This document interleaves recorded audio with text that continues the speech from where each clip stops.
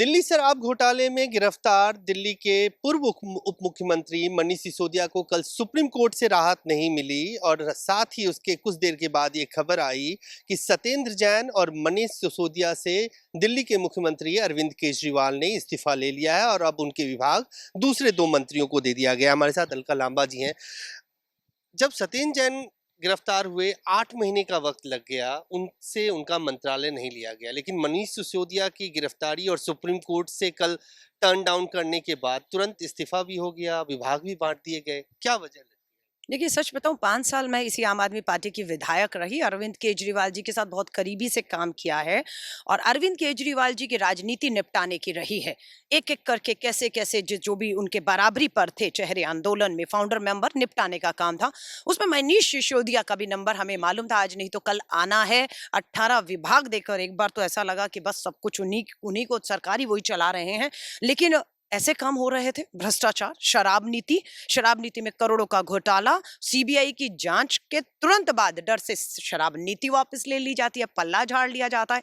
तो मुझे लगता है कि अरविंद केजरीवाल ने बहुत सोच समझ के एक पूरी साजिश के तहत सारे गलत काम, भ्रष्टाचार करवाने के बाद, पूरा पक्के सब करने के बाद निपटा दिया मनीष सिसोदिया को, सत्येंद्र जैन को।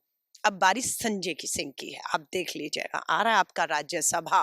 पंजाब में 7 राज्यसभाएं कैसे गई हैं सब जानते हैं। कोई आंदोलन का आदमी नहीं है उनमें से, किसी ने संघर्ष नहीं किया, कोई फाउंडर मेंबर नहीं है आम आदमी पार्टी का, लेकिन सातों के सातों राज्यसभा रात में ही पहुंच जाते हैं। क्यों?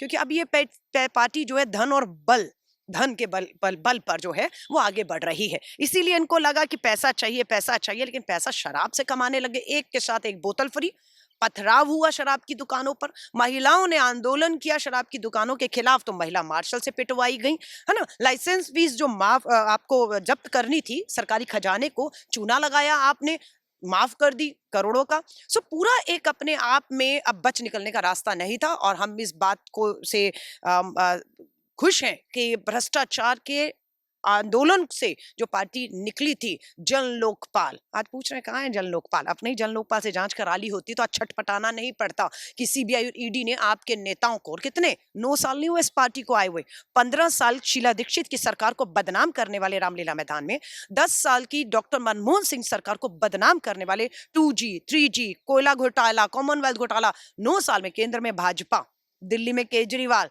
एक नेता बताइए गर्व से कहते हैं जो जेल में हो, जिसपे मुकदमे चल रहे हो, और इनके बड़े बड़े चेहरे आज जेल में है। मैं अलका जी वही पूछ रहा था। आपने कहा इसका मतलब ये मान लें कि मनीष सिसोदिया का चैप्टर क्लोज, अब आप कह रहे हैं संजय सिंह। लेकिन जैसे ही गिरफ्तारी हुई, आपने देखा होगा अरविंद केजरीवाल मनीष सिसोदिया के घर पे पहुंचते हैं, पंजाब के मुख्यमंत्री साथ में हैं, हम परिवार का ध्यान रखेंगे। तो ये क्या है, इसको किस तरह से देखा जाए? क्या उस आंदोलन से निकला हुआ आखिरी व्यक्ति संजय सिंह होंगे जिनकी ओर इशारा आप पुराना वीडियो निकालिएगा, मंत्री थे जितेंद्र तोमर की डिग्री फर्जी थी।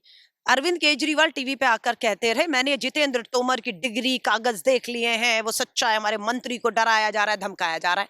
क्या हुआ? कोर्ट में केस चलता है, जितेंद्र तोमर दोषी पाए जाते हैं, विधायक की सदस्यता जाती है, मंत्री पद जाता है। आज उनकी धर्मपत्नी विधायक है, उनकी जगह पर वो नहीं है, कहीं नहीं दिखते। उनको भी सर्टिफिकेट ईमानदारी का देने का काम अरविंद केजरीवाल कर रहे थे। यही अरविंद केजरीवाल और उस समय आशुतोष जी इसी पार्टी में थे, और संजय सिंह इसी तरह घर गए थे जितेंद्र तोमर की पत्नी और बच्चों को मिलने के लिए कि हम आपके साथ खड़े हैं, और जैसी कोर्ट ने दोषी करार दिया, गायब हो गए सारे सर्टिफिकेट देने वाले। सेम इसी तरह सत्येंद्र जैन, अब तो उनकी धर्मपत्नी जिनको ये मिलकर आए थे उनका भी नाम है इसमें, उनके नाम पर फर्जी कंपनियां हैं जिसमें हवाला से पैसा इधर उधर लिया जा रहा था। अब मनीष सिसोदिया जी का भी ये जो ड्रामा है ना इनका, ये अब चलने वाला नहीं है, क्योंकि एक एक ड्रामा जो है वो औंधे मुंह आकर गिर रहे हैं, बेनकाब हो रहे हैं।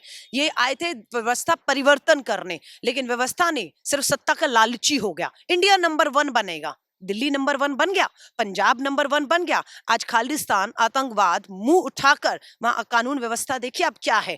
तो इनसे दिल्ली पंजाब नंबर 1 नहीं बना, भ्रष्टाचार में नंबर 1 बन गए, नेता इनके जेल में जा रहे हैं, दोषी करार दिए जा रहे हैं, और ये इंडिया नंबर 1 बनाने का, प्रधानमंत्री बनने का जो सपना है ना, ये अरविंद केजरीवाल का बहुत पुराना है, उसके लिए किसी की भी कुर्बानी देंगे वो। एक आखिरी सवाल आपसे पूछूंगा कि क्या कांग्रेस पार्टी कंफ्यूज है कि मनीष सिसोदिया को लेकर जो एजेंसियों ने जांच कर रही है, आपके वरिष्ठ नेता और सुप्रीम कोर्ट के वकील अभिषेक मनु सिंघवी मनीष सिसोदिया की पैरवी करते हैं अदालत में।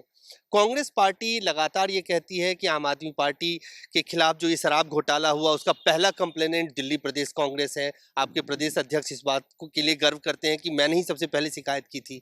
फिर जयराम रमेश का ट्वीट आता है जिसमें वो कहते हैं कि एजेंसियों का। बहुत अच्छे। देखिए, मुझे खुशी इस बात की कि हमारी पार्टी के अंदर लोकतंत्र है। पंजाब का क्या स्टैंड है, दिल्ली का आम आदमी पार्टी को या ये पूरी चीजें चल रही है क्या है, हमें उसकी आजादी है। किसी ने नहीं कहा कि आप ये नहीं बोलेंगे।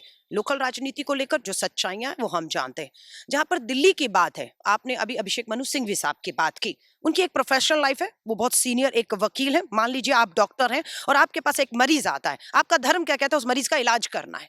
उस मरीज का, वो आपका मरीज दुश्मन है, विरोधी है, वो देखकर आप कहेंगे जी मैं इसका इलाज नहीं करूंगा। ऐसा नहीं, आप अपना प्रोफेशनल धर्म निभा रहे हैं। वही धर्म आपके अभिषेक मनु सिंघवी साहब एज अ वकील निभा रहे हैं।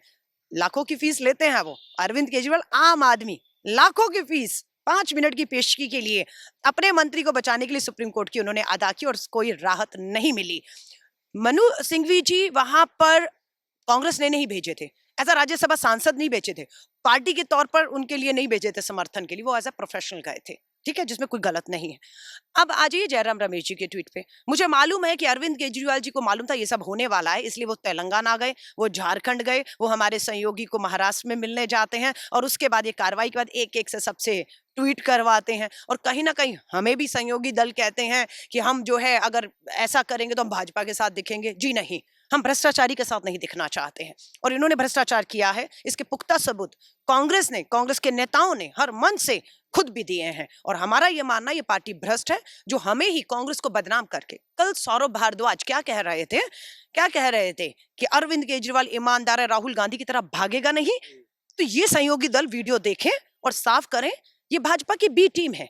हम भाजपा से लड़ रहे हैं और जहां जहां भाजपा से लड़ते हैं, गोवा, उत्तराखंड, आपका गुजरात है ना, यहाँ ये बी टीमों को भेजते हैं कि कांग्रेस का या भाजपा के विरोधी जो वोटों से बांटी और भाजपा को सत्ता में लाई है। गोवा, गुजरात, क्या हुआ आपके उत्तराखंड में। तो ये सहयोगी दलों को समझ आ रहा हो ना आ रहा हो, हमें समझ आ रहा है। मैं अपना निजी राय रख रही हूँ कि आम आदमी पार्टी से पंजाब वाले अपना फैसला कर दें। दिल्ली की एक छोटी सी कार्यकर्ता होने के नाते मैंने अपनी बात को रखना है और रखने का अधिकार भी मुझे ये पार्टी देती है कि आम आदमी पार्टी से दिल्ली के अंदर 2024 में किसी तरह का कोई भी समझौता हम नहीं करेंगे।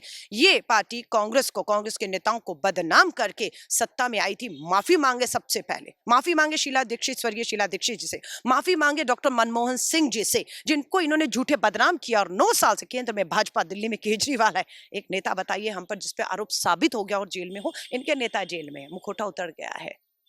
धन्यवाद। तो अलका जी, इस वक्त की बड़ी खबर यही है कि अलका लांबा कह रही हैं कि 2024 में आम आदमी पार्टी के साथ दिल्ली में कम से कम कांग्रेस पार्टी कोई समझौता नहीं करेगी। कैमरामैन फिरोज के साथ अजय शाह, दैनिक सवेरा, दिल्ली।